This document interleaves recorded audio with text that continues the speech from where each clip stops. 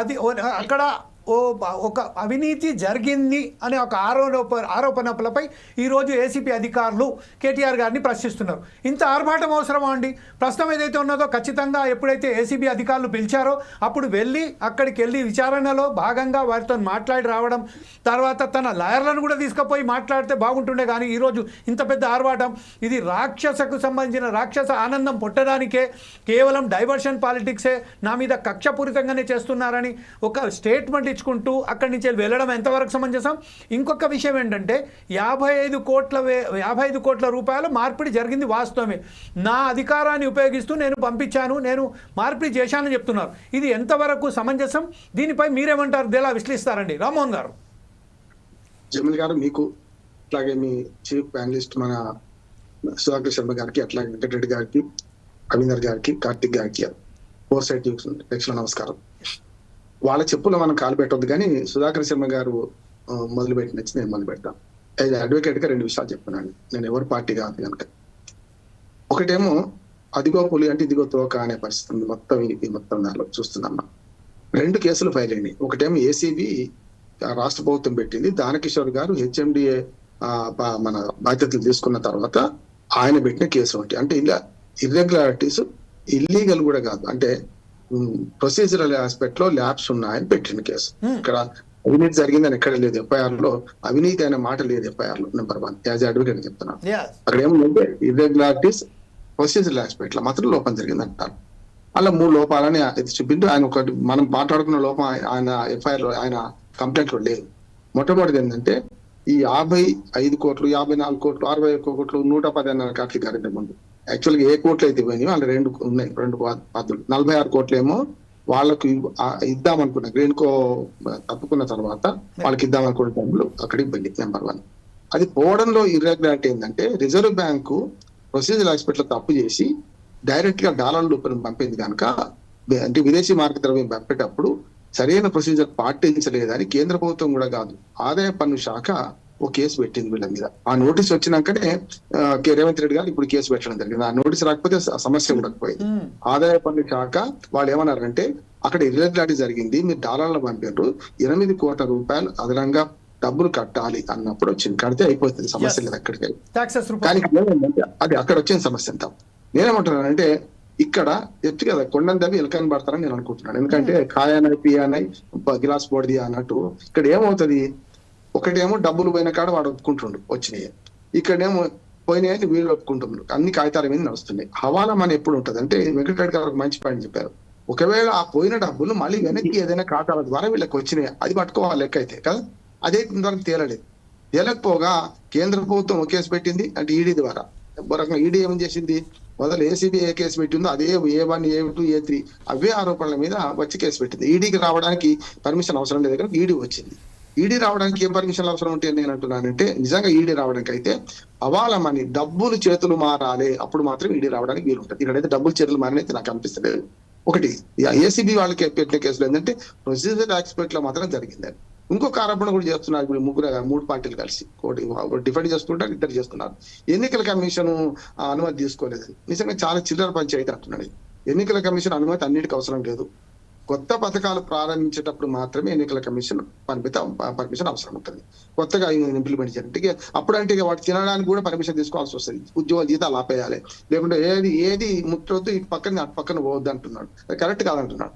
గతంలో రైతు బంధు విషయంలో కూడా ఎందుకు ఆగిందంటే కాంగ్రెస్ పార్టీ వాళ్ళు ఆనాడు ఎన్నికల ముందు మన పర్మిషన్ ఇవ్వద్దానంటే పర్మిషన్ ఇచ్చుకుంటూ కొన్ని పరిమితమైన మన నిబంధనలు పెట్టింది మనకి.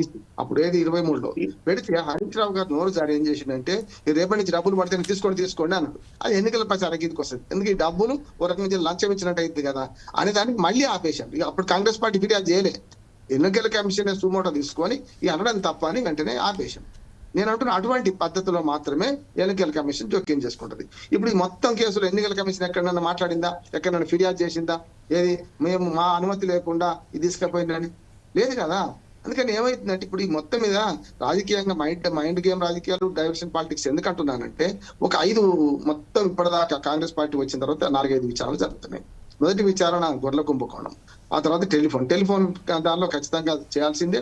ఎవరైనా ఇల్లీగల్ గా గోప్యతకు భంగం కలిగించి ఎవరి ప్రైవేటు సంభాషణలు వింటే తప్పే, లీగల్ గా అయితే కరెక్ట్, దాని మీద విచారణ జరుగుతుంది. మూడోది ఏంటంటే భద్రాద్రి యాదాద్రి మీద విచారణ జరిగింది, ముగిసింది. నరసింహారెడ్డి గారు పోయినరు, కొత్తగా వచ్చిన లోకూర్ గారు రిపోర్ట్ ఇచ్చారు. 3 నెలలు అవుతుంది రిపోర్ట్. దాన్ని బయటపడితే బెస్ట్ కదా, జైలుకు పంపుదాం అంతే. నిజంగా నాకు ఏం జరిగిందో నాకు కూడా తెలుస్తలేదు, పంపుదాం. రెండోది కాళేశ్వరం ప్రాజెక్ట్ లో మళ్ళీ 3 జరుగుతుంది. ఎందుకంటే మీకు తెలిసిలా చెప్తున్నా, కాళేశ్వరంలో విజిలెన్స్ కమిటీ ఇప్పటికీ రిపోర్ట్ ఇచ్చింది. ఈ రిపోర్టును రిపోర్ట్ బయటకు వచ్చింది, బయట పెట్టడం కాదు, బయటకు వచ్చింది. అందులో 35 మంది అధికారుల మీద చర్య తీసుకోమని, వెంటనే చర్య తీసుకోండి. ఎందుకు అధికారులను ఎందుకు వస్తున్నారు? రేవంత్ రెడ్డి గారు మాట అన్నారు ఏంటంటే సగం ఇరిగేషన్ శాఖ ఖాళీ అవుద్దన్నారు.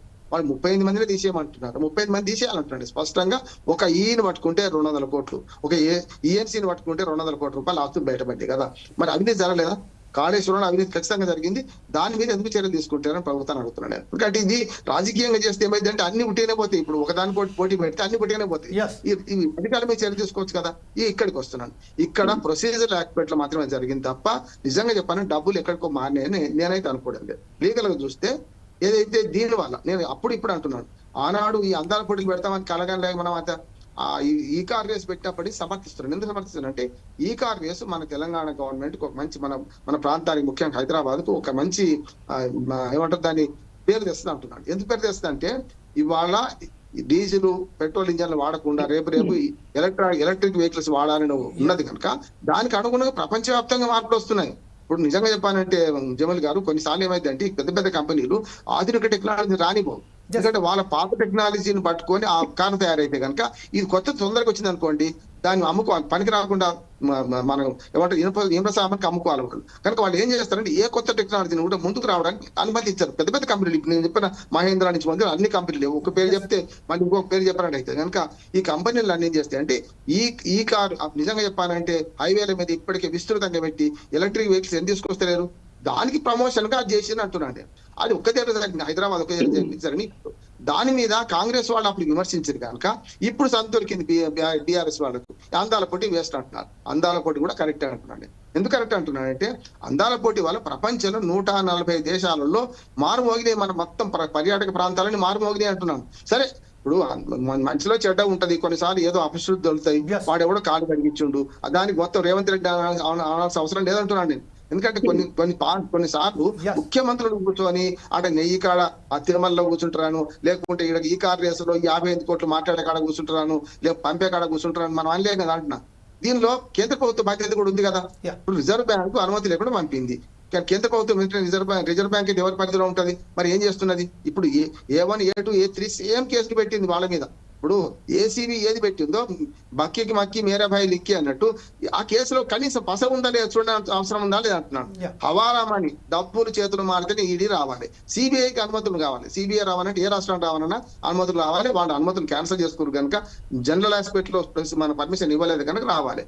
ఇప్పుడు సిబిఐ సంబంధం లేదు, ఈడీ రావడానికి అయితే నాకైతే ఇందులో అర్థం లేదనిపిస్తుంది. ఒకటి. రెండోది ఏసీబీ కేసుల్లో కూడా చూస్తే మీరు లీగల్ గా ఏం జరిగింది అక్కడ, హెచ్ఎండి పెద్ద ఇర్రెగ్యులారిటీ ఏంటంటే హెచ్ఎండికి ఇక్కడ ఏం సంబంధం, హెచ్ఎండిఏకి ఏం సంబంధం అంటున్నాను. హెచ్ఎండిఏ స్వతంత్ర సంస్థ, దానికి డైరెక్టర్ ఉన్నాడు, వాళ్ళకు తీర్మానం ఉంది, వాళ్ళందరూ కూర్చొని తీర్మానం చేయాలి. రాష్ట్ర ప్రభుత్వ పరిధిలో కాదు ఇది, ఒక స్వతంత్ర సంస్థ. దాదాపు ఇప్పుడు హైదరాబాద్ చుట్టుపక్కల ఉన్న పాత 3 జిల్లాలు 4 జిల్లాలు అంటే హైదరాబాద్, రంగారెడ్డి, నల్లగొండ, అట్లా మన మెదక్, అట్లాగే మన మహబూబ్నగర్ కొంత భాగం వస్తుంది. ఈ 5 జిల్లాల పరిధిలో హెచ్ఎండి పరిధి ఉన్నది. ఆల్మోస్ట్ ఆల్ ఇప్పుడు ఔటర్ రింగ్ రోడ్ లోపల దాటి కూడా ఉంటుంది, ఔటర్ రింగ్ రోడ్ దాటి కూడా ఉంటుంది. 18 మండలాలు అప్పుడు, దాదాపు 28 మండలాలు ఇప్పుడు ఉన్నాయి. కనుక దీనిలో హెచ్ఎండిఏ స్వతంత్రత ఎందుకు కోల్పోయింది, కేటీఆర్ గారు చెప్పగానే ఎందుకు పంపిండు అని ప్రధానమైన ప్రశ్న.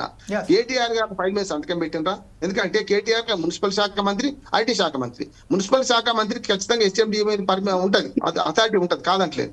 కానీ అక్కడి నుంచి వచ్చిన ఫైల్ మీద సంతకం పెట్టిందా లేదా? నోటి మాటతో ఇచ్చారు అనుకోండి, అధికారులు జైలు పోతారు, అరవింద్ కుమార్ గారు పోతారు, ఆయన టౌన్ బ్యాంక్ మన రెడ్డి గారు పోతారు, అంతే తప్ప అధికారి మనం రాజకీయ నాయకుడు ఓడు కదా అంటున్నాను. రాజకీయ నాయకుడు ఎప్పుడు చెప్తారంటే సంతకాలు చెప్తే పోతాడు. ఒక ఉదాహరణ చెప్తాను. చంద్రబాబు నాయుడు గారు ఈ మన ఏదైతే దానిలో స్కిల్ స్కామ్ లో 13 సంతకాలు పెట్టారు. తిరిగి డబ్బులన్నీ కలిసి ఆయన అకౌంట్లకే వచ్చిన, ఆయన సంబంధించిన అకౌంట్లకి వచ్చి ఆధారాలతో నిరూపించడం వల్ల ఫస్ట్ జైలుకు పంపింది. ఇప్పుడు వట్టి రిమాండ్ చేస్తే రిమాండ్ చేయడానికి కోర్టులు అట్లా వట్టిగా లేవు. చూసినాం కదా నిన్ననే కొమ్మినేని శ్రీనివాసరావు గారి కేసులో SC ST అట్రాసిటీ కేసు పెట్టారు. ఏమన్నది? అని నవ్వుతే తప్పవా, మేము కూడా నవ్వుతాం కదా, మరి కేసులు వింటుంటే ఒకసారి నవ్వు వస్తుంది, నవ్వుతాం, నవ్వుడు తప్ప, కానీ నిరోధించాలి కదా అటువంటి దాన్ని అని అనుకుంటూ మిగతా ఎస్సీ అట్రాసిటీ కేసు తీసేసిండ్రు, మిగతా దాన్ని రిమాండ్ చేస్తూ మళ్ళీ బెయిల్ వచ్చేసి వెంటనే. ఇక్కడ కూడా ఏమంటున్నానంటే ఈ కేసులో కేటీఆర్ గారికి ఏమి కాదు అంటున్నాను నేను స్పష్టంగా. అంటే ఇప్పటి వరకు నాకున్న అంచనా ఒక మాట చెప్పి ముగిస్తాను సార్, ఎందుకంటే ఆయన వెనకేసుకొస్తాను నేను. ప్రొసీజర్ ఆస్పెక్ట్ లో జరిగిన దానికి కేవలం ప్రొసీజర్ లోపే ఉంటది, కానీ దానిలో అవినీతి జరిగిందని నిరూపించాలి. ఏసీబీ అంటే ఏంటి? అవినీతి నిరోధక శాఖ. అవినీతి నిరోధక శాఖ ఏం చేయాలి? అవినీతి జరిగింది నిరూపించాలి కదా. నిరూపించాలంటే వెంకటరెడ్డి గారు అంటే ఏం చేయాలి? డబ్బులు ఎక్కడి తిరిగి మళ్ళీ ఇక్కడికి వచ్చినాయి అనుకోండి. బట్ ముట్టినోడు ముట్టినే అంటున్నాడు, ఇచ్చినోడే ఇచ్చిన అంటున్నాడు. ఈ మధ్య రిజర్వ్ బ్యాంక్ ఒకటి వచ్చింది, ఈ మధ్య డాలర్ లోన్ ఒకటి వచ్చింది. కేంద్ర ప్రభుత్వం దీనికి పర్మిషన్ ఉందా లేదా చూడాల్సిన బాధ్యత. అంటే కేంద్ర ప్రభుత్వ సంస్థలకు సంబంధం లేకుండా డాలర్లు వేరే దేశాలకు పోయినాయా? ఎట్లా పోయినాయి? అంటే వాళ్ళు కూడా కళ్ళు మూసుకున్నట్టే కదా. నేను ప్రభుత్వం అంటలేను, సంస్థలు ఏం చేస్తున్నాయి అంటున్నా. రిజర్వ్ బ్యాంకులు ఇంకొక మాట వస్తున్నది జమీల్ గారు, రిజర్వ్ బ్యాంక్ మీద మన ఇది లోకల్ గా ఎస్బీఐ శాఖ మీదనంట అకౌంట్లు తీసేస్తాం, మీ డబ్బులు అకౌంట్లు మూసేసుకుంటాం అని బెదిరించి వాళ్ళను చేసిండు అని అంటున్నారు. మరి వాళ్ళ సాక్ష్యాన్ని విలువాలి కదా. ఇప్పుడు బ్యాంకు వాళ్ళని అయితే కేటీఆర్ బెదిరించిండా, అరవింద్ కుమార్ గారు ఎవరు బెదిరించిన అయితే సాక్ష్యాన్ని విలువాలి కదా. జనరల్ గా ఏమంటే గవర్నమెంట్ అకౌంట్స్ మా బ్యాంకులో ఉన్నారని కోరుకుంటారు. మామూలుగా వాళ్ళు కూడా బహుమతులు ఇస్తారు కూడా, అకౌంట్లు పెడితే ఆ మిత్తి వస్తుంది అని. వాటిని ఇప్పుడు డబ్బులు గవర్నమెంట్ డబ్బులు వేల కోట్ల రూపాయలు ఉంటాయి కనుక మా బ్యాంకులో డిపాజిట్ చేయబడితే డబ్బులు మిత్తి మిచ్చుకోవచ్చు కదా అని చెప్పి చేస్తారు, కాదట్లేదు. కానీ వాళ్ళని పిలిచిన పిలవలేదు, డబ్బులు తీసుకుని పిలవలేదు, డబ్బులు ఇచ్చిన పిలవలేదు. మరి ఇప్పుడు మధ్యన వీళ్ళ రాజకీయంగా చేసిన కథ అవుతుంది కదా అంటున్నాను నేను. కానీ దయచేసి కేసులు పెట్టే ముందు ఇది ప్రొలాంగ్ కాకుండా చూడాలి. ఇప్పటికీ 5 నెలల తర్వాత మళ్ళీ పిలిచి 3వ సారి 30 సార్లు పిలుస్తారా, 3 సార్లు పిలుస్తారా, వాళ్ళు రాజకీయంగా చూసుకుంటారు. నేను ఆయన మాటతో ఏకీపిస్తున్నాను. కేటీఆర్ గారు నోటీస్ కేసు అన్నాడు, కరెక్ట్ కాదంటున్నాను. కేసే పివి నరసింహారావు గారి కాడి నుంచి మొదలు, ఇందిరాగాంధీ గారి నుంచి మొదలు పెడితే నిన్న మొన్న కూడా అందరు కూడా జైలు మనకు కోర్టుల ముందు నిలబడ్డారు కదా, చెదురుగట్లు నిలబడ్డారు కదా. కింది కోర్టు చిన్న కోర్టులో కూడా పివి నరసింహారావు గారు నిలబడ్డారు. ఇక్కడ ఎవరు అతిథులు గారు దీన్ని హల్చల్ చేయడానికంటారా? వాళ్ళు రాజకీయంగా హల్చల్ చేస్తుంటారు. మొన్నదాకా లేకుండే, మన కేసీఆర్ గారు పోయినప్పటి నుంచి ఇది మొదలు పెడుతుండ్రు. కవిత గారికి పోటీగా అన్నా చెల్లెల మధ్య ఏముందో కానీ మొత్తం మీద పోటీగా మాత్రం జన సమీకరణ చేసుకుంటున్నారు. దీనివల్ల ప్రభావితం కావు కోర్టులు, ఏవి ప్రభావితం కాదు. కేసీ ఘోష్ గారు లోకూరు గారు ఇప్పుడు ఏసీబీ కేసు చూస్తున్న వీళ్ళు కూడా కారంటున్నాను. అంతిమంగా ఈ ప్రొసీజర్ ఆస్పెక్ట్ లో అవినీతి ఎక్కడుందో నిరూపించాలి. నేతి బీరలో నెయ్యి ఉందా లేదా వీళ్ళు నిరూపించాల్సిన అవసరం ఉన్నది. రైట్, ఇదే విషయంపై ఒకసారి మనం కార్తిక్ గారు వెళ్దాం. కార్తిక్ గారు ఇప్పుడు చాలా స్పష్టంగా మనకు